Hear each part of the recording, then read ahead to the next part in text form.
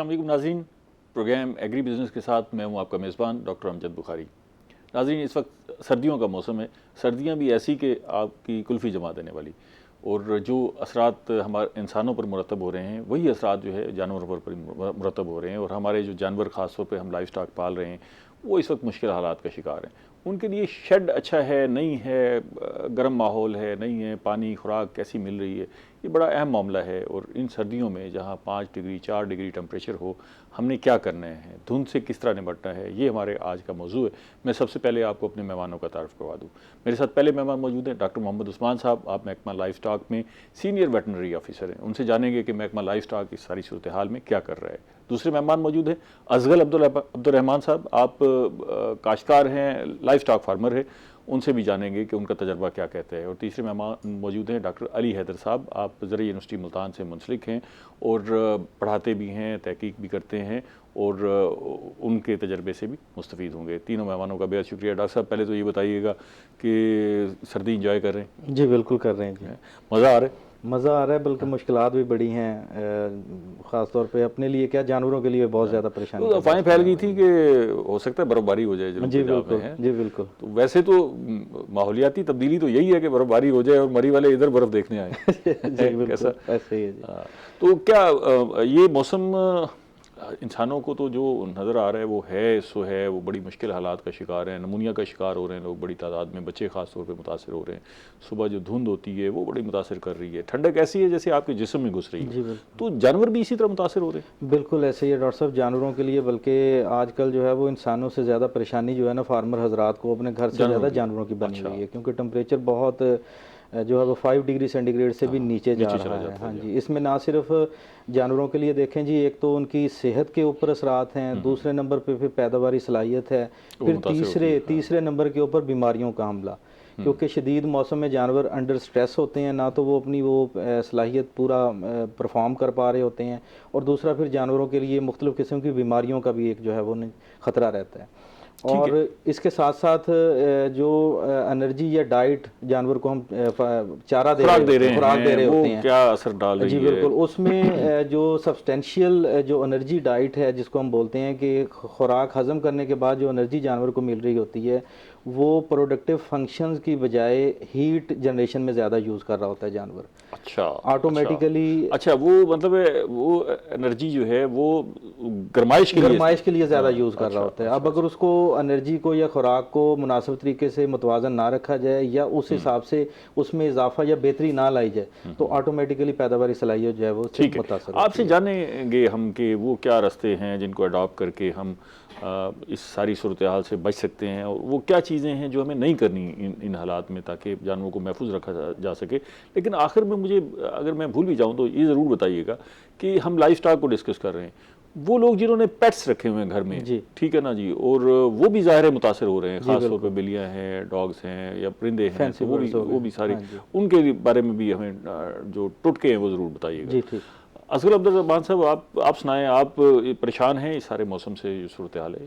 जी बिल्कुल, as a farmer परेशानी तो है, क्योंकि वेदर बिल्कुल सूरज निकल, ये हर साल ऐसा होता है या इस दफ़ा कुछ? ऑलमोस्ट हर साल होता है, लेकिन फार्मर को चाहिए कि, अच्छा, हमें हर साल ऐसे लगता है कि यार इस जैसी सर्दी तो पहले कभी आई नहीं। जी बिल्कुल ऐसे ही है, लेकिन फार्मर्स को असल में जो है ना कि सर्दी आने से पहले उसको मैनेज करनी होती हैं चीज़ें। सर्दी आने पे नहीं हो सकती, उसमें उसको देखना होता है कि क्या मेरे पास फीड पूरी है सर्दियों के लिए, क्या मैंने प्रोटीन और उसकी जो एनर्जी का बंदोबस्त किया हुआ है, क्या मेरे पास शेड ऐसा है कि जिसमें वो। इस मौसम को देख के फार्मर को परेशान होना जाना चाहिए, अलर्ट हो जाना चाहिए, या कैजुअल रहे बस ठीक है निज़ाम चलता रहता है?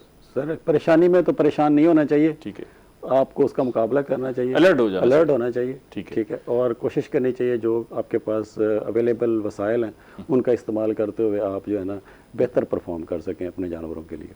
ठीक है डॉक्टर साहब, आपकी साइंस क्या कहती है इस सारी सूरत हाल में जानवरों के लिए मौसम किस हद तक ख़तरनाक है, और वल्नरेबिलिटी है क्या? मतलब हम इंसानों को तो ये कह देते हैं कि भैया ठीक है, हमारे यहाँ जो नॉर्मली भाई नज़ला ज़ुकाम खांसी और बहुत ज़्यादा कोई कॉम्प्लिकेशन आ जाए तो कोई नमूनिया या बुखार बिगड़ जाता है, चेस्ट इन्फेक्शन बिगड़ जाता है, जानवरों में बड़ा खदशा होता क्या है इस मौसम में? सर हीट, जैसे हम बात करते हैं हीट स्ट्रेस की, सिमिलरली हम बात करते हैं विंटर स्ट्रेस या कोल्ड स्ट्रेस की। ठीक है। तो स्ट्रेस, डॉक्टर साहब ने भी जिक्र किया, उसी बात को अगर एक्सटेंड करूँ तो स्ट्रेस की डिफरेंट टाइप्स हैं कि हमने इस मौसम में इंसान अपने आप को कंफर्टेबल रखने के लिए हीटर्स का इस्तेमाल कर रहे हैं या गर्म लिबास का इस्तेमाल कर रहे हैं या अपने आप को फुली पैक करके जो है वो ऑन रोड मूव करते हैं ताकि किसी किस्म का maximum exposure with cold air या विद ऐसे कह लें कि स्मोक और फोग इससे मिनिमम हो। तो एनिमल्स के लिए जो है वो विंटर स्ट्रेस इटसेल्फ एक बहुत बड़ा इशू है। मतलब वो खुद ही बीमारी है विंटर स्ट्रेस जो है। स्ट्रेस उसको अगर देखें स्ट्रेस तो का बीमारी मतलब ये होगी। है कि अगर हम उसको मैनेज कर भी रहे हैं, चीज़ें दे भी रहे हैं, अगर उस फैक्टर को हम रिमूव नहीं करेंगे, उसके खिलाफ हम प्रिकॉशनरी मेजर्स को अडेप्ट नहीं करेंगे, ठीक है। तो वो एनिमल्स की लाइफ के लिए लिथल साबित हो सकती है। तो according to science there are certain infections के जो एनिमल्स के लिए ऐसे कह लें कि जानलेवा है और with in 3 to 4 days after infection animal जो है वो सर्वाइव नहीं करता। अच्छा, तो जानलेवा हो जाती है। जानलेवा साबित हो जाते हैं। तो इसी अगर सर्दी की हम बात करें तो फोग फीवर के नाम से एक इम्पॉर्टेंट इन्फेक्शन है जो कि आजकल पीक पे चल रहा है। जैसा 2 टर्म्स इस्तेमाल होती हैं, एक होती है हाइपोथर्मिया की और दूसरी होती है फोग फीवर की। अच्छा, ये फोग फीवर जो है ना, फीवर को हम बुखार के मानों में भी इस्तेमाल करते हैं और खौफ के मानों में भी इस्तेमाल करते हैं। जी जी। तो यहाँ ये खौफ के मानों में इस्तेमाल हो रहा है या बुखार के मानों में? यहाँ ये बुखार के मानों में इस्तेमाल हो रहा है, सर्दी का बुखार कह लें इसे। ठीक है। तो फोग फीवर जो है वो जानवरों के लिए इस वक्त ज़्यादा खतरनाक और लिथल इशू बन रहा है ऐसे फार्मर्स के लिए या ऐसी एनवायरनमेंट में जहाँ जानवर रखे गए हैं जिनको फौरी हम फूड चेंज कर रहे हैं। मीन अगर हम बात करें सीज़न की तो दिसंबर और जनवरी फोडर शॉर्टेज सीज़न है। इन 2 महीनों के अंदर सब्ज़ चारे की जो है वो किल्लत होती है मैक्सिमम। हमारे पास सब्ज़ चारे में सिर्फ और सिर्फ अवेलेबिलिटी है बसीम की, लूसन की, और ये 2 फसलें ऐसी हैं कि जिनके अंदर मोर देन 80% मॉइस्चर मौजूद है और अच्छा। इनके अंदर जो ड्राई मैटर परसेंटेज है जो जानवर ने डाइजेस्ट करनी है, डाइजेस्टिबिलिटी में इंप्रूव करेगी, वो इनके अंदर परसेंटेज कम है। अगर हम दूसरे सीजन के साथ कंपेयर करें तो हमारे पास आज से 2 महीने पहले पीछे मकई भी अवेलेबल थी, हमारे पास अदर जो है वो ऐसे कंसनट्रेट डाइट्स मौजूद थी जिनमें ड्राई मैटर परसेंटेज ज़्यादा थी। तो जो जो सर्दी बढ़ रही है या ये जो फोग वाला इशू चल रहा है तो रात के टाइम पत्तों के ऊपर या जो प्लांट स्टेम्स हैं उनके ऊपर ड्रॉपलेट्स अवेलेबल होते हैं। अब वो जो गीला चारा हम जानवर को फौरी तौर पर फीड करवाना शुरू कर दें तो उससे ये कंडीशन डेवलप होती है which is called fog fever. ठीक है। तो फोग फीवर इसमें इसकी अलामात मतलब टेम्परेचर उसी से नोट करेंगे या वैसे कुछ ज़ाहिरी अलामात भी होती हैं? नहीं, फोग फीवर को सर हम अगर मेडिकल टर्म की बात करें तो इसको बोलते हैं acute bovine infectious pulmonary oedema and emphysema. अच्छा, एक्चुअली तो फिर ये उसके निज़ाम में तनफ़ुस को भी बिगाड़ रहा है। जी जी बिल्कुल, असल ये रेस्पिरेटरी सिस्टम की डिजीज है। ठीक है। कि ये उसके रेस्पिरेशन के प्रोसीजर को इंटरप्ट करती है और जानवर का सांस लेना मुश्किल हो जाता है। ठीक है। जानवर इस कंडीशन में अगर हम 2 महीने पहले जो डाइट प्लान चला रहे थे, हमें इसके लिए देखें मेडिकल टर्म कहती है कि prevention is better than cure, कि हमें एहतियात बरत लेनी चाहिए बजाय कि हम ट्रीटमेंट की तरफ जाएं। ठीक है। तो जानवरों के अंदर जो असल चीज़ इंफॉर्मेशन कन्वे करने वाली है कि जानवरों को हम जब फूड चेंज करें तो minimum 7 to 14 days time period is required कि 7 से 14 दिन के अंदर हम जानवर की खुराक को डॉक्टर साहब इस पर मज़ीद बात करते हैं, एक modify ब्रेक ले लें क्योंकि इंपॉर्टेंट है और ख़ास तौर पे आपने बरसीन और लुसन का जिक्र किया, वो कितनी इंपॉर्टेंट है और उसको यूजेज जो है वो कैसे रखना है, ब्रेक पे बात इस पे करते हैं। नाज़रीन हमारे साथ रहिएगा, अहम मौजू है। आप अगर लाइफ स्टॉक के फार्मर हैं तो आपके लिए बड़ी इंफॉर्मेशन है, लेकिन हम मज़ीद बात करेंगे एक ब्रेक के बाद।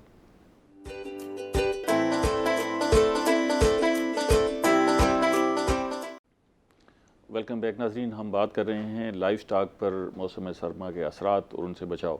मेहमान हमारे साथ मौजूद हैं। डॉक्टर साहब, आपसे डिस्कशन हो रही थी कि इस वक्त जो है जानवरों का चारा जो है वो खुश्क चारा कम दस्तियाब होता है, नमी वाला ज़्यादा दस्तियाब होता है। ख़ास तौर पे आपने बरसीन और लूसन का जिक्र किया। बरसीन और लूसन की ग़िज़ाई अहमियत क्या है और जानवरों के लिए इन दिनों में कितनी मुफीद है, और उसको खिलाने के लिए कोई एहतियातें हैं या ठीक है भाई उसके साथ कोई खुश्क चारा मिलाना है, करना क्या है? सर, बरसीम और लूसन फिल वक्त मौसम में हमारे पास यही 2 फसलें अवेलेबल हैं। फार्मर के पास ऑप्शन ही नहीं है इसके अलावा कि वो अपने जानवरों को फीड करवा कुछ और खिला सके। ठीक है। हाँ, अगर फार्मर्स ने अपनी फीड को पहले प्रिजर्व किया हुआ है साइलेज की शक्ल में या हेलेज की शक्ल में या हे की शक्ल में, फिर तो वो उसको कंपनसेट कर सकते हैं। लेकिन ऐसे हमारे फार्मर हजरात जिनके पास 2-2 जानवर, 4-4 जानवर या 8 वो ज़ाहिर महफूज नहीं कर सकते, तो वो इतनी बल्क क्वांटिटी को महफूज डेफिनेटली नहीं कर सकते। तो बरसीम और लूसन फिल वक्त बरसीम पीक पे चल रहा है कि ये हमारे पास इस टाइम एक्सेसिव अमाउंट में मौजूद हैं। ठीक है। तो बरसीम की अगर हम न्यूट्रिटिव प्रोफाइल की बात करें तो बरसीम के अंदर 80% मॉइस्चर है और बाकी 20% इसके अंदर ड्राई मैटर है। अच्छा। तो 20% ड्राई मैटर जो है उसके अंदर अगर हम प्रोटीन की बात करें तो अप्रॉक्सीमेटली 6 to 8 और मैक्सिमम 9% तक इसके अंदर प्रोटीन है। लेकिन क्योंकि बरसीम के अगर हम पौधे की बात करें तो इसका तना जो है वो दरमियान से खाली होता है, हवादार या खोखला होता है अंदर से, फील्ड स्टेम नहीं है इसका। ठीक है। तो अब अगर बरसीम को हम चॉप करें और फसल काटने के बाद, चारा काटने के बाद जानवर को ऐसा साबुत चारा खिला दें तो ये जानवर के लिए लीथल साबित हो सकता है। अच्छा। अब क्योंकि इसके स्टेम में ऑलरेडी एयर मौजूद है, फिर इसके अंदर मॉइस्चर कंटेंट भी ज़्यादा है और इस फोगी एनवायरनमेंट के अंदर इसके ऊपर जो है वो फोग ड्रॉपलेट्स भी अवेलेबल हैं। ठीक है। तो मॉइस्चर कंटेंट अल्टीमेटली और इंक्रीज कर जाता है इसकी फीडिंग से। तो जब ये हॉलो स्टेम वाला फीड हम एनिमल को इनटेक करवाएं तो उससे जानवर के अंदर उफारा या ब्लोटी, मतलब उसका पेट गैस हो सकती है, उफारा हो सकता है, गैस फिल होना शुरू हो जाएगी। ठीक है। तो एक तो ये इसकी फर्स्ट एडवर्स कंडीशन है। दूसरी, अगर ऐसे एनिमल्स मीन हम पीछे मकई यूज़ कर रहे थे या मकई का साइलेज यूज़ कर रहे थे 2 महीने पहले, 1.5 महीना पहले, जब से ये 20 से 25 दिन से धुंधों का मौसम ज़्यादा तेज़ी से जो है वो शिद्दत इसने इख्तियार की है, तो फौरी सब्ज़ चारे की अवेलेबिलिटी फार्मर के पास मौजूद है। जब हम जानवर को फौरी तौर पर फीड शिफ्ट कर दें from concentrate diet, from silage feeding towards the green fodder, ठीक है, तो उसमें खासतौर पर बरसीम या लूसन की बात करें तो जानवर के अंदर एक अमाइनो एसिड होता है जिसको बोलते हैं हम मेडिकल साइंस में ट्रिप्टोफैन। अच्छा। तो ये ट्रिप्टोफैन जब एनिमल फूड के जरिए इनटेक करता है तो ये र्यूमन के अंदर मौजूद तमाम जो माइक्रोफ्लोरा है, जो नॉर्मल बैक्टीरिया कल्चर र्यूमन के अंदर एनिमल में मौजूद है, जिसने इस सब्ज़ फूड को कन्वर्ट करना है इनटू द फीड। ठीक है। कि इन्होंने सब्ज़ चारे को ट्रांजिशन में प्रोसीड करने के बाद फिर उसको मिल्क की शक्ल में या वेट गेन की शक्ल में या एनर्जी की शक्ल में इनटू फीड कन्वर्ट कर देना है। ठीक है। तो ये ट्रिप्टोफैन जब एनिमल सब्ज़ चारे के जरिए कंज्यूम कर लेगा और ये उसके र्यूमन में जाकर जब डिग्रेड होगा तो इससे डिग्रेडेशन के नतीजे में एक और प्रोडक्ट बनती है जिसको हम बोलते हैं थ्रीमिथाइल, चलें, एक और डिग्रेडेड प्रोडक्ट थ्रीमिथाइलिंडोल। ठीक है। तो ये थ्रीमिथाइलिंडोल दिस इज टॉक्सिक। तो ये टॉक्सिक इटसेल्फ के जब ये डिग्रेड होने के बाद ब्लड सर्कुलेटरी सिस्टम में शामिल होगी तो जब ब्लड पूरी बॉडी के तमाम सेल्स तक मूव कर रहा है तो ये ब्लड सर्कुलेटरी सिस्टम के थ्रू मूव करती है इनटू द लंग्स पेरेन्काइमा। तो लंग्स पेरेन्काइमा, लंग्स जो एयर सैक्स हैं, they are the favourite sites for the mode of action of this modified product. मतलब इससे मुराद ये हो गई कि बरसीन आप अचानक ड्राई फूड से आप बरसीन की तरफ आएँ तो वो डेंजरस हो सकती है, क्योंकि हमें जब अब करना क्या है, बरसीन अब मजबूरी है, खिलानी है बरसीन, तो फिर उसमें कोई एहतियातें हैं, उसको खुश्क करके खिलाएं या क्या करें? इस पे मैं मजीद अभी लूसन पे भी आपसे बात करूंगा। मैं डॉक्टर साहब से भी राय ले लूँ। डॉक्टर साहब, अब ये डॉक्टर साहब ने तो बड़ा डरा दिया कि भाई ये बरसीन खिलाने से तो नुकसानात ही नुकसानात बता दिए, अब ऑप्शन भी नहीं है बरसीन और लूसन के अलावा, तो फिर करें क्या, बरसीन कैसे खिलाएं? बिल्कुल ऐसे ही है, डॉक्टर साहब मुझे ऐसे डिटेल के साथ बता रहे थे, तो मैं अगर सिंपली मुझे इजाज़त दे तो मैं बता दूं कि लो प्रोटीन डाइट से जब हम हाई प्रोटीन चारे के ऊपर जानवरों की अचानक शिफ्टिंग करते हैं, जानवरों का बेसिकली मैदा या माइक्रोफ्लोरा इस चीज़ के लिए रेडी नहीं होता कि वो उसको प्रॉपर्ली डाइजेस्ट कर सके। ठीक हो गया। उस वजह से ये टॉक्सिक सब्सटेंस पैदा होती है और फॉग फीवर के हमें केसेस नजर आते हैं। ठीक है। अब हमने करना क्या है, सब्ज़ चारा हमारे पास बरसीम और लूसन की अवेलेबिलिटी है, इसमें हमने खुश्क चारा ऐड करना है और जानवरों की जो शिफ्टिंग है एक पैटर्न से फीड से दूसरी पे उनको ग्रेजुअली आहिस्ता आहिस्ता यानी हफ्ते 10 दिन के अंदर उनका चारे में तब्दीली, उसमें खुश्क चारा ऐड कर लें, तोड़ी, उसका बेहतरीन सोर्स है हमारे पास भूसा जिसे हम कहते हैं। इसी तरह अगर खुश्क चारा हमारे पास, ये भी हो सकता है कि उसको हवा लगवा के उसको जरा खुश्क करके, बिल्कुल इसमें प्रैक्टिसेस जो है ना जी, जो लोग इसको अडॉप्ट कर रहे हैं, इस तरह कर रहे हैं, वो लोग बचे हुए हैं इस वक्त और उनके जानवर भी हेल्दी हैं। जी बिल्कुल, मसलन आज का चारा अगर उन्होंने काटा है, इसको आज के दिन के लिए खुश्क करने के लिए रखें, कल यूज कर लें, कल वाला चारा परसों यूज कर लें। ठीक है। एक तो ये तरीका है। दूसरे तरीका ये है कि चारे की जो कटाई है अर्ली मॉर्निंग उसको थोड़ा सा डिले करें, अच्छा, ताकि उनका कम से कम हो जाए। और तीसरे नंबर के ऊपर डॉक्टर साहब इसमें एक बहुत अहम फैक्टर है पानी वाला, ठंडा पानी जानवरों को ऑफर नहीं करना, कोशिश करें उधर से भी मॉइस्चर है वो ठंडा पानी, ये सारी चीजें। हाँ जी, अल्टीमेटली जब ये सारे जो काजेज इकट्ठे हो जाते हैं जानवर में तो इस तरह के हम फॉग फीवर के जो है ना वो केसेस हमें सामने नजर आते हैं। इसके साथ एक और है nitrate poisoning, that is very lethal और वो बहुत खतरनाक है और विद इन मिनट्स जानवर की जो है उसमें डेथ होती है। अच्छा। बेसिकली बरसीम में जो लोग सरसों का बीज इस्तेमाल करते हैं, सरसों में यस, जब चारा तैयार हो जाता है तो सरसों की कैपेबिलिटी ये है कि मौसम की शिद्दत में जैसे इजाफा होगा, टेम्परेचर जितना कम होगा, उतनी उसकी नाइट्रेट प्रिजर्व करने की जो कैपेबिलिटी है सरसों की बेसिकली वो उसमें बढ़ती जाएगी। अच्छा, सरसों की जो नाइट्रेट जो है वो बजाते खुद एक टॉक्सिसिटी है, ज्यादा महफूज कर लेती है। अगर आप वो चारा ऐसे ही ऑफर करेंगे जानवरों को तो उनके लिए वो डेथ का काज बनता है। सरसों ना मिलाएं, सरसों ना मिलाएं बेसिकली। बरसीम में जवी ऐड कर सकते हैं, जॉडल हम जिसे बोलते हैं। इसी तरह खुश्क चारे में भूसा जो हमारे पास बेहतरीन सोर्स है वो ऐड कर सकते हैं। बेसिकली उसमें होता ये है कि वो जो नाइट्रेट है स्टमक के अंदर, मैदे के अंदर जाके नाइट्राइट आयन में चेंज होता है, वो मेट हीमोग्लोबिन बनाता है, ऑक्सीजन की कमी होती है और हाइपोक्सिया से जानवर की डेथ हो जाती है और विद इन मिनट्स, और बहुत खतरनाक है, इससे बचा जाए। ये आपके प्रोग्राम के जरिए मैसेज जो है ना, हाँ जी, हम इसको डिस्करेज कर रहे हैं कि सरसों ना ऐड की जाए, उसमें जवी ऐड कर लें या कोई और चारा, कोई सरसों खिलाए ना या ऐड ना करें। सरसों बेसिक मकसद तो खिलाने का है जी। खुश करके अगर देनी भी है तो उसको प्रॉपर्ली ड्राई करके, खुश करके अच्छी तरह फिर ऑफर किया जाए जानवर को जी। ठीक है। आप अजगल साहब क्या करते हैं इन सारी सूरत में? तो ये तो बहुत डरावनी बातें हैं, मतलब ये ऐसा लग रहा है कि लाइफ स्टॉक के लिए खतरात ही खतरात हैं। खतरात नहीं है, जस्ट आपने अपना वो ट्रेंड एक चेंज करना है। जैसे जैसे ये लाइफ स्टॉक हजरात डॉक्टर्स जो होते हैं ये हमें गाइड करते हैं, उसी हिसाब से अपने आप को अपने मॉडिफाई करना होता है। चारे को आप बिल्कुल एडवांस कटवा के रखें आजकल, जैसे बरसीन है, लूसन है, ठीक है। बल्कि मैं ये बिल्कुल डॉक्टर साहब ने बड़ी अच्छी बात की, मैं बताना चाह रहा था, जैसे राया है, जैसे सरसों है, इससे देने से बिल्कुल वो सडन डेथ होती है जानवरों की। क्योंकि इसमें ये फार्मर को पता है जी, फार्मर तो खिला देते हैं जानवर को। यही तो प्रोपोगेट हम कर रहे हैं कि नहीं खिलाना चाहिए, ठीक है। मसलन उसमें किधर लेके जाए राया, आखिर जाहिर है वो सरसों का पौधा है, उसको बिल्कुल उसको आप उसको एज ए क्रॉप लें, उसमें से ऑयल निकालें, ऑयल आप बाकी एनिमल्स को दें, रोटावेट कर दें, बाकी रोटावेट करें, वो जमीन को या जलाने के लिए इस्तेमाल करें, या जलाने के लिए आप ना इस्तेमाल करें, आप अपनी जमीन के अंदर दे दें, रोटावेट कर दें। वो आपका एक किस्म का जो है ना ऑर्गेनिक मैन्योरिंग आपकी जमीन के लिए अवेलेबल होगी, ठीक है। उससे जो है ना आपकी जो क्रॉप है इसके अंदर, जैसे जो आपने खादें वगैरह दी हुई हैं, पोटाश वगैरह, वो आपके ज़मीन को वापस कुछ हद तक मिल जाएगा इससे, ठीक है। तो दूसरा जो करें बिल्कुल न्यूट्रिटिव वैल्यू के हिसाब से बरसीन और जो है ना ये लूसन बेहतरीन है। लूसन का हिलेज बना लें आप, ठीक है, वो रखें सर्दियों के लिए, हाई प्रोटीन है, ठीक है। आपके जानवरों को इस वक्त सर्दियों के अंदर जो चीज़ें बचाती हैं वो आपकी एनर्जी और प्रोटीन ही होती हैं जो आपको हेल्दी रखती हैं। मज़ीद बात करते हैं, एक ब्रेक ले लें। नाज़रीन हमारे साथ रहिएगा, मिलते हैं एक छोटी सी ब्रेक के बाद।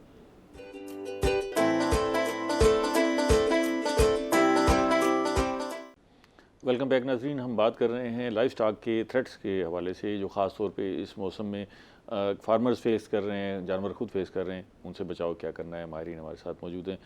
अच्छा डॉक्टर साहब, ये बताइएगा कि महकमा लाइफ स्टॉक जो है वो अवेयरनेस देने के अलावा क्या कर रहे हैं इस मौसम में? जी बिल्कुल डॉक्टर साहब, उसमें लाइफ स्टॉक की तरफ से एक तो मल्टी कट चारा जात की जो मुफ्त फराहमी है पूरे पंजाब में, वो हमारा अल्हम्दुलिल्लाह नियर टू कम्प्लीशन प्रोजेक्ट है।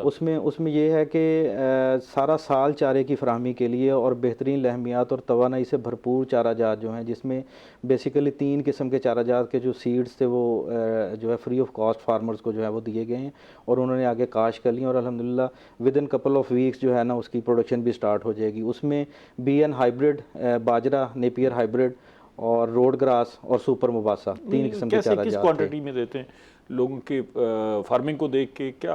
जी बिल्कुल उसका एक पैरामीटर है कि उसमें तीनों किस्म के चारा जात के जो सीड्स थे या कलमों की फार्म में जो थे वो दिए गए हैं और 3 से 5 एकड़ तक का जो फार्मर था ना जी, उसको उन्होंने फ्री ऑफ कॉस्ट गवर्नमेंट ने जो है वो ये डिस्ट्रीब्यूट किए हैं। इनकी प्रोडक्शन पहले गवर्नमेंट के जो लाइफ स्टॉक फार्म्स हैं हमारे वहाँ पे की गई, उसके बाद तैयार करके कलमों को तो उनकी घरों तक बल्कि पहुंचाया गया फार्मर्स के जी। अच्छा। और तहसील लेवल के ऊपर, हर तहसील लेवल के ऊपर पूरे पंजाब में इसको डिस्ट्रीब्यूट किया गया ताकि चारे की कमी आपको ये मिल रहा है फ्री ऑफ कॉस्ट सारा कुछ? जी, हर फार्म का अपना एक पैटर्न होता है, ठीक है, जो उसके मुताबिक उसने चलना होता है। एक पूरा साल पैटर्न बनाया जाता है कि इस तरह मैंने ये चारा काश्त करना है, ये करना है। इस तरह की ये जो चीज़ें हमें गाइड करते रहते हैं और हमें मिलती भी हैं। गाइड तो करते हैं, मैं तो इसलिए कहा कि आगाही के अलावा बताइएगा कि क्या दे रहे हैं।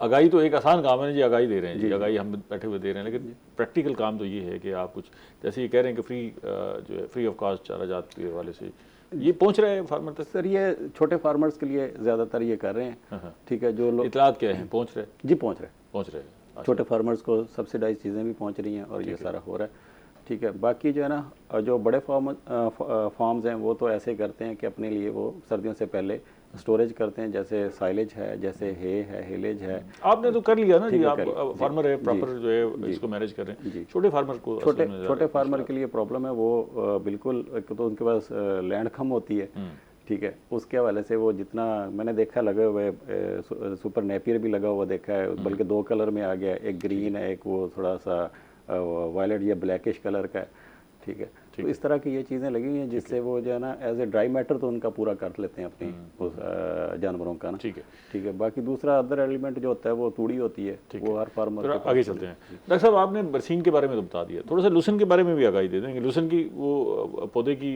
हैयत क्या है और उसमें क्या जैसे बरसीन का आपने कहा कि खुश करके, लूसन को भी ऐसे खुश करके इस्तेमाल करें, क्या करें उसके? लूसन का पौधा भी तकरीबन नोयत सेम है, लेकिन उसका स्टेम जो है वो होलो नहीं होता, ठीक है, और लूसन के अंदर प्रोटीन कंटेंट निस्बतन मॉइस्चर भी कम होगा, लेवल एक ही है, मॉइस्चर उसमें एटलीस्ट 19-20 का फर्क है, ज़्यादा डिफरेंस नहीं है, ठीक है। लूसन में प्रोटीन परसेंटेज जो है वो अच्छी है एज कम्पेयर टू बरसीम।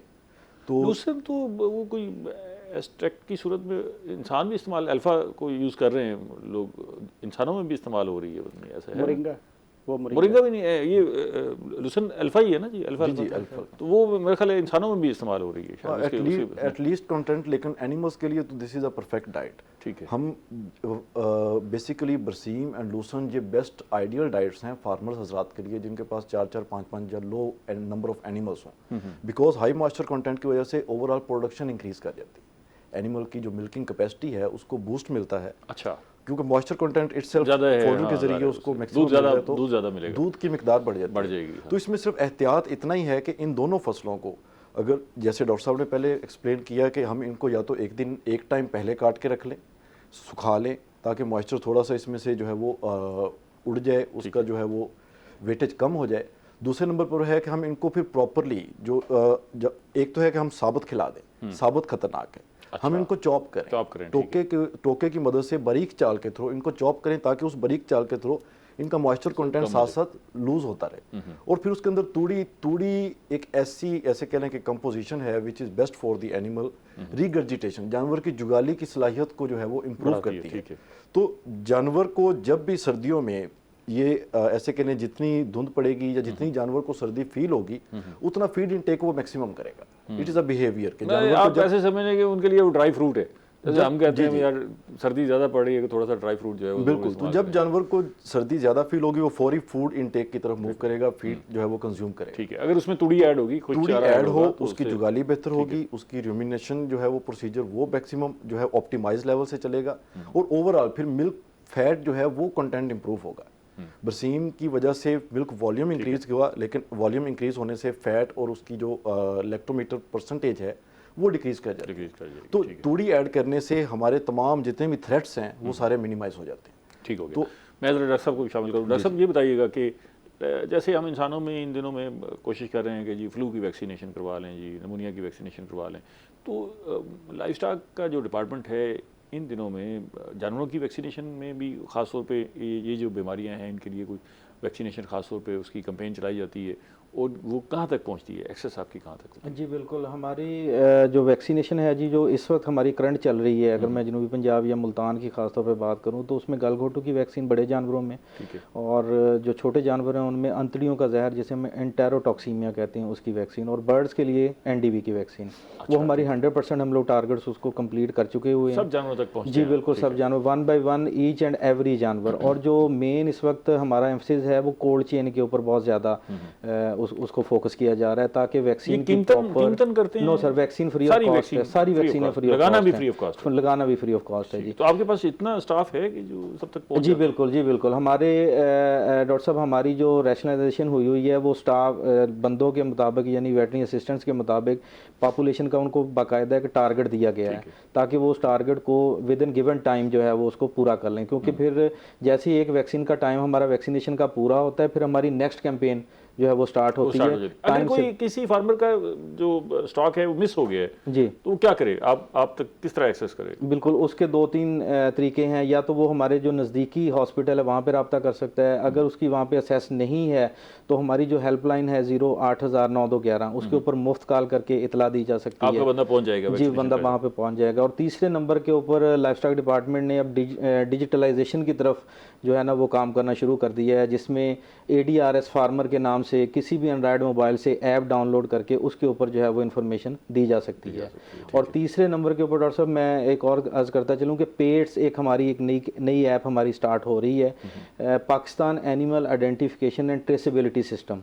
इस सिस्टम के तहत ईच एंड एवरी एनिमल की आइडेंटिफिकेशन की जाएगी ताकि डिजीज़ के पैटर्न का पता चले और जानवरों की मूवमेंट से हमें अंदाज़ा हो कि हमने किसी भी बीमारी की आउटब्रेक को या जानवरों की सेहत को या हमने प्रोडक्टिविटी को, तीनों चीज़ें इसमें आ जाएंगी, उसको हमने एनहांस कैसे करना है ताकि मैक्सिमम पैदावार की जा सके। पर प्रोजेक्ट भी ला रही है जी बिल्कुल, इसके ऊपर एक बिजनेस फैसिलिटेशन सेंटर्स का जो क्याम है वो गवर्नमेंट ऑफ पंजाब की तरफ से एक बहुत एहसन इकदाम है। उसके ज़रिए एक ही छत के नीचे तमाम तर सहूलियात लाइफ स्टॉक का कारोबार करने के लिए या इन्वेस्टमेंट करने के लिए सब की सब सहूलियात जो है वो एक ही छत के नीचे मुहैया की जा सके। इन्वेस्टमेंट करने के लिए इन्वेस्टमेंट भी इन्वेस्टर लाइफ स्टॉक का कारोबार करना है ना जी, कारोबार बेसिकली कारोबार करने के लिए जो मसलन उसमें मैं अर्ज करता चलूँ कि मुख्तलिफ हमारे जो एक्ट्स हैं या कारोबार करने के लिए NOCs का या लाइसेंस का जो इजरा किया गया है करना है, सारा कुछ वही है, वो सारा कुछ वही है ना, बाकायदा डेज नोटिफाइड कर दिए गए हैं। उसमें जो मिनिमम 7 दिन का टाइम दिया गया है, अगर हमने सीमन या एम्ब्रियो इंपोर्ट करना है उसके लिए 7 दिन का टाइम है। इसी तरह एनिमल फीड मिल के लिए अगर सामान इंपोर्ट करना है तो 15 दिन का टाइम है। तकरीबन 13 डिसिप्लिन हैं जी इस BFCs के। मजीद बात करते हैं, एक ब्रेक ले लें। नाज़रीन हमारे साथ रहिएगा, एक छोटी सी ब्रेक के बाद मिलते हैं।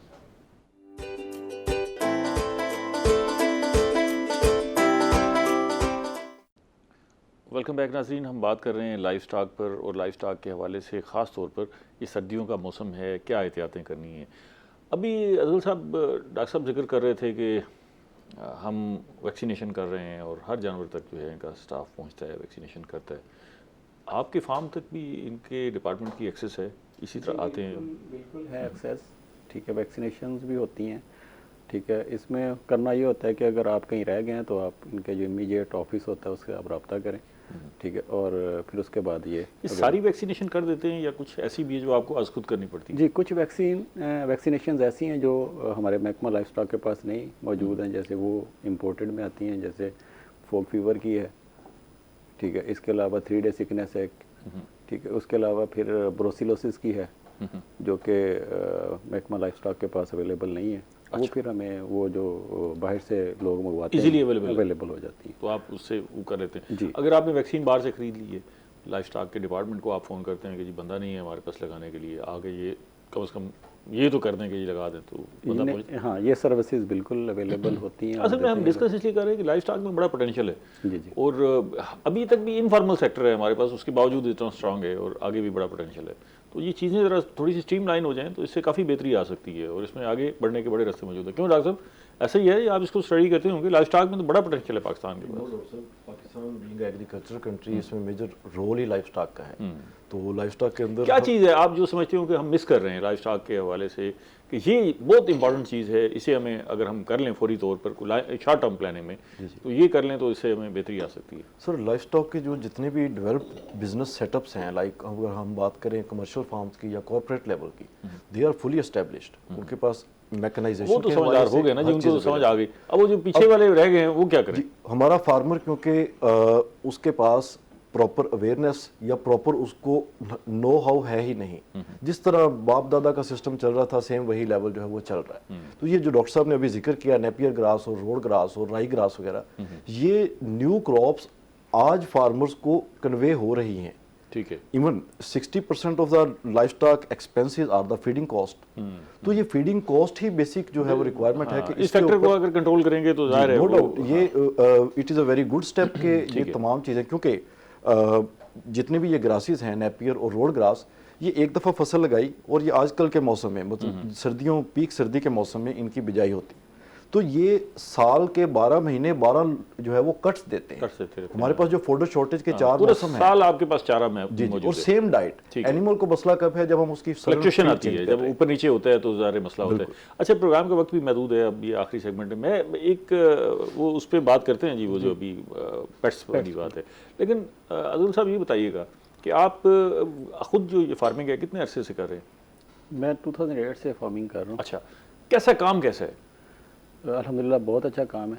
अच्छा, इसमें ये जो होता है- नए नौजवान इस तरफ आना चाहते हैं उनके लिए क्या इसमें पोटेंशियल है कि भी इस तरफ आएँ, मार्जिन भी अच्छा है, सरमायाकारी कितनी होनी चाहिए, ऐसे छोटे छोटे गुर अगर कोई आपके जहन में हो? जी बिल्कुल। इसमें सबसे पहले तो मैं ये कहूँगा कि आपको जो इसमें सबसे ज़बरदस्त बात ये है वो ये है कि आपका स्लोगन होना चाहिए ईच ईयर काविंग, हर साल बच्चा लें अपने जानवर से। ठीक है, उसमें ये होगा कि आफ्टर 6 ईयर आपके ये बिज़नेस जो है मैच्योरिटी की तरफ चला जाएगा और फिर आपके जानवर जो है ना आपको बाहर से नहीं परचेज़ करना पड़ेंगे, मल्टीप्लाई होना शुरू हो जाएंगे। इसके लिए बेसिक क्वालिफिकेशन क्या है? मतलब क्वालिफिकेशन से मुराद सारी चीज़ें हो गई ना जी, वो क्या चीज़ है, वो इंग्रेडिएंट्स चाहिए, वो सारे एलिमेंट्स आपके अंदर होने चाहिए, आप एक लाइफ स्टॉक फार्मर बन सकते हैं। सर एक तो पैसा हो गया, पैसा हो गया कितना होना चाहिए? सर, वो तकरीबन मैं कारोबार कहूँगा start एक काऊ करने के लिए आपको इस वक्त 7 लाख पर को आपके पास अवेलेबल होना चाहिए, उसकी फीड के लिए अच्छा। और उसकी परचेजिंग के लिए। महंगा काम है। महंगा काम। अच्छा, ठीक है, उसके अलावा पेशेंस होना चाहिए, ये नहीं कि आज आपने लगाया कल आपको रिटर्न आएगा, नहीं, बड़ा सब्र होना चाहिए। स्लो है, लेकिन उसके बाद फिर मल्टीप्लाई होना शुरू हो जाता है। पहले 6 साल ये स्लो है, उसके बाद ये मल्टीप्लाई होना शुरू हो जाएगा। अच्छा, ठीक है, मसलन 4 से 16 हो जाएगा, ठीक है, फिर जमा नहीं होगा, फिर मल्टीप्लाई होगा। ठीक है। ठीक है, लेकिन लोग इसमें सब्र नहीं करते और इसको छोड़ देते हैं। ठीक है, और जो है ना उसके बाद फिर जो फ्रूट आने का टाइम होता है वो इससे एग्जिट हो चुके होते हैं। अच्छा, ये इसका प्रॉब्लम है असल में। ठीक है। basically। ये 2 चीज़ें आपने बताई, वो कहते हैं जानवर के साथ जानवर होना पड़ता है, अगर आपने इसे, ये ऐसा है या नहीं, ये ऐसे लोगों को दूर नहीं, रखने के आप लिए? इंसान को इंसान ही रहना चाहिए। अल्लाह ताला ने अशरफुल मखलूक़ात बनाया है, जानवर के साथ जानवर नहीं। सिर्फ आपको एक सेंस होनी चाहिए कि आपने चीज़ों को हैंडल कैसे करना, कंट्रोल कैसे करना और अपनी सर्विसेज महकमा से कैसे लेनी है और किस तरह की आपको वो सर्विसेज चाहिए। एज ए फार्मर जो है वो आप राह रास्त मुतासरा फरीक होते हैं, प्रॉफिट के भी नुकसान के भी, तो इन दिनों में वो क्या काम हैं जो करने लाजमी है एक लाइफ स्टॉक फार्मर को, और वो क्या काम है जिनसे बचना ज़रूरी है? ऐसे बस मुख्तसरन बता दीजिएगा, फिर हम आगे चलते हैं। काम करने ये है कि आप सेल्फ मार्केटिंग की तरफ आएँ। अगर आप इस मौसम की शिद्दत से बचना। अच्छा, इस मौसम की शिद्दत की, उसमें यह है कि आपके पास आपके जानवरों में इम्यूनिटी होनी चाहिए। और इम्यूनिटी कहाँ से आएगी? आपके पास अगर प्रोटीन और ये एनर्जी वाली खुराक मौजूद है तो प्रोटीन आ जाएगी। ठीक है, पहला नंबर ये हो गया कि खुराक का बंदोबस्त करना है, हमें शेड का बंदोबस्त। शेड का बंदोबस्त होना चाहिए और आपका शेड बिल्कुल नीट एंड क्लीन उसके अंदर ये होना चाहिए और ड्राइनेस उसके अंदर होनी चाहिए। अगर आपका शेड वेट होगा तो आपका जानवर के ऊपर स्ट्रेस आएगा, वो बैठ नहीं सकेगा। ठीक है, उसमें आजकल ये बंकर्स, सैंड बंकर्स आ गए हैं, अगर उनके अंदर आप सैंड अगर डाल दें तो जानवर इजीली उसमें अमूमन लोग ये कर रहे होते हैं कि भी वो शाम को ना मट्टी डाल देते हैं, ताज़ा मट्टी डाल देते हैं, और जिनके पास ट्रैक्टर है ब्लेड से डाल दी तो फिर ज़रा उससे सूरत हाल ठीक हो जाएगी। ये ठीक है सर। ये जो इसमें मैं एक थोड़ा सा बता दूं जो कि मेरा एक्सपीरियंस है, ये आजकल लोग नहरों से भाल उठा के वो डालना शुरू कर देते हैं, तो इसमें थोड़ा सा हमारा ये है कि इसमें ना लोग मरे हुए जानवर फेंकते हैं। अच्छा। जिससे BQ ब्लैक वाटर के चांसेस ज़्यादा होते हैं। तो बेहतर उससे है बचना चाहिए। जी, वो आप देखें कि उसको आपने कैसे मैनेज करना और कौन सी सैंड आपने यूज़ करनी है जो कि आपके इन डिजीज़ से फ्री हो।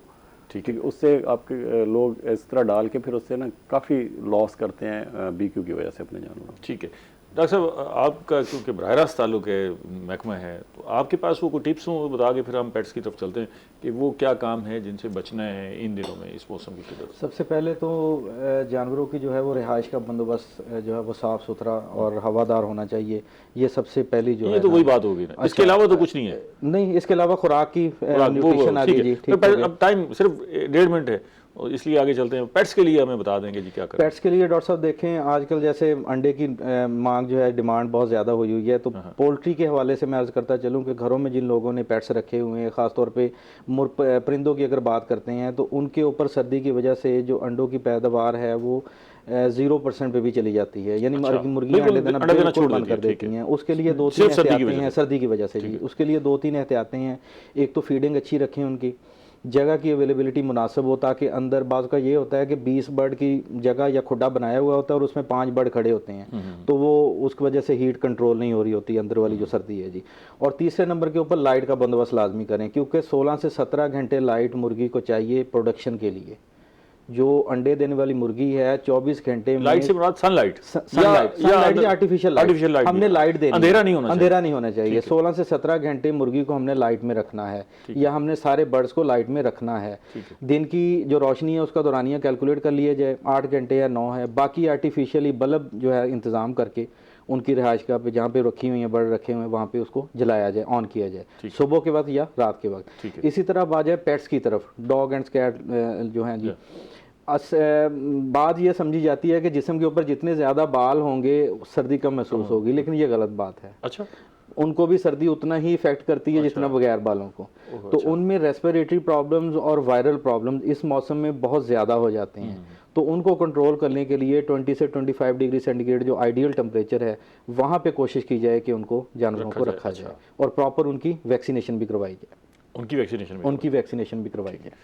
आप तीनों मेहमानों को बेहद शुक्रिया। प्रोग्राम का वक्त ख़त्म हो गया, मज़ीद बात करते, बहुत तवील मौजू है, लेकिन कोई तशने की रह गई होगी तो लोग आज खुद अज्यूम कर लेंगे कि क्या बेहतरी करनी है। नाज़रीन, हमने बात की लाइव स्टॉक पे। बहुत ज़्यादा सख्त मौसम है, सर्द मौसम है, इसमें आपको एहतियात करनी है। एहतियात ही वो रास्ता है जिससे आप अपने जानवरों को बचा सकते हैं। फिर खुराक अच्छी करनी है, अच्छी खुराक होगी, गर्म खुराक होगी जिसमें ग़िज़ाइयत अच्छी होगी, वो जानवरों के लिए क़ुव्वत मदाफ़त बढ़ाएगी और वो बीमारी का, मौसम का मुकाबला कर सकेंगे। और तीसरा काम उनके लिए शेड है, ऐसी जगह का बंदोबस्त करना है कि जहाँ पर वो बराह रास्त सर्दी से महफूज रह सकें। अगले प्रोग्राम तक इजाज़त दीजिए। अल्लाह ने के बाद।